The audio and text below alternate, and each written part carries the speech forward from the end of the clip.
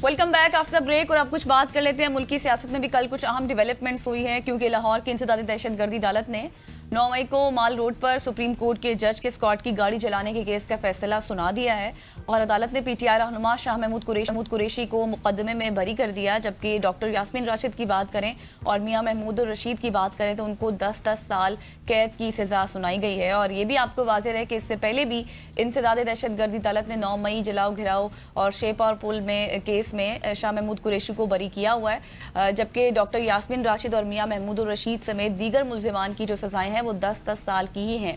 तो इसी पर हम बात करेंगे। और इसके साथ साथ कल राना सनाउल्लाह भी सेनेटर के वो जो इलेक्शन था उसमें हाँ जी वो मुंतखब हो गए हैं, तो उस पर भी बात करेंगे। बिल्कुल ऐसी है। पहले राना साहब का एक शॉट सुन लेते हैं, उसके बाद फिर गुफ्तगू को आगे बढ़ाते हैं। उनका वही गैर सियासी और गैर जमहूरी रवैया जो है बदस्तूर जारी है। पाकिस्तान ने अपोजिशन को उनकी सीटों पे जाके ऑफर की कि आए बैठें और बैठ के जो है वो हम अपने मामलात को रिजॉल्व करें और यकजहती का जो है वो मैसेज दें। जिस जमात ने एक पॉलिसी के तौर पे वल्गैरिटी को अपनाया, ओए तोए के कल्चर को अपनाया, लान तान के कल्चर को अपनाया और अपने लोगों को, अपने कारकुनों को बाकायदा जो है वो तालीम दी, मजबूर किया कि आप अपने मुखालफिन को चोर और डाकू के नाम से जो है वो पुकारें।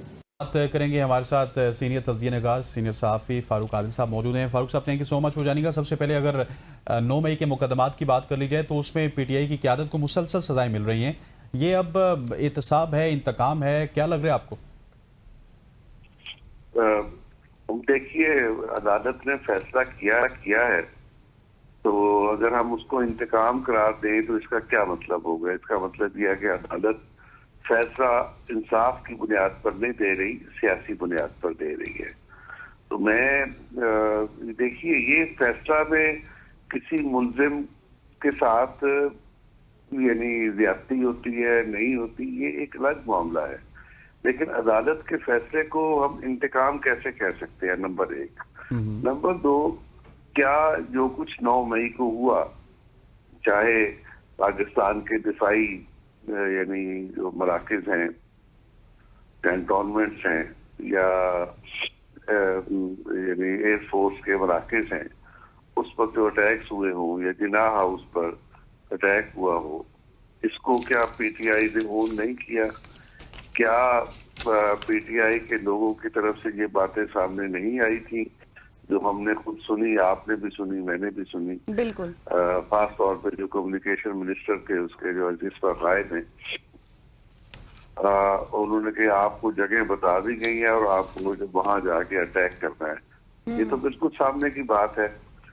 तो इसको यानी मैं इस अंदाज में तो नहीं कह सकता। मैं तो इस अमल को सियासत नहीं समझता। सियासत ये है कि आप राय आमा को एजुकेट करके अपने पॉलिटिकल मकासद के लिए उसे तैयार करें।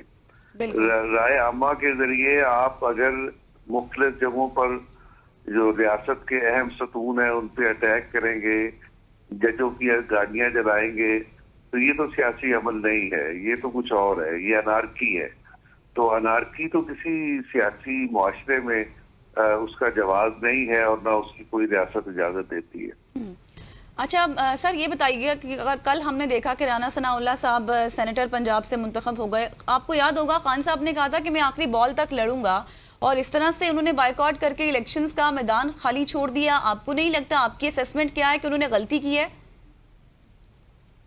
देखिए, जब उनके खिलाफ तहरीक अदम एतमाद मंजूर हो गई तो खुद पार्टी के अंदर सेन वॉइसेस मौजूद थी कि हमें कौमी असम्बली से नशिस्तें बरकरार रखनी चाहिए ताकि हम हुकूमत को टफ टाइम दे सकें।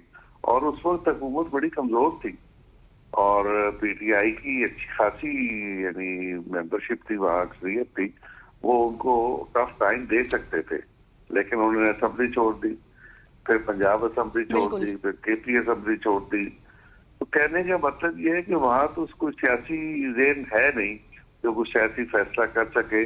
ठीक हो गया फ़ारूक साहब, got your point sir, thank you so much for joining. Senior सहाफ़ी तज्ज़िया निगार फ़ारूक आदिल साहब हमारे साथ मौजूद, जो कि गुफ्तगू कर रहे थे मुल्क की सियासत के ऊपर। ख़वातीन वज़ात यहाँ पे वक्त पहुँचाते हैं। शॉर्ट से कमर्शियल ब्रेक, आप ब्रेक लेते हैं, वापस आते हैं हमारे साथ।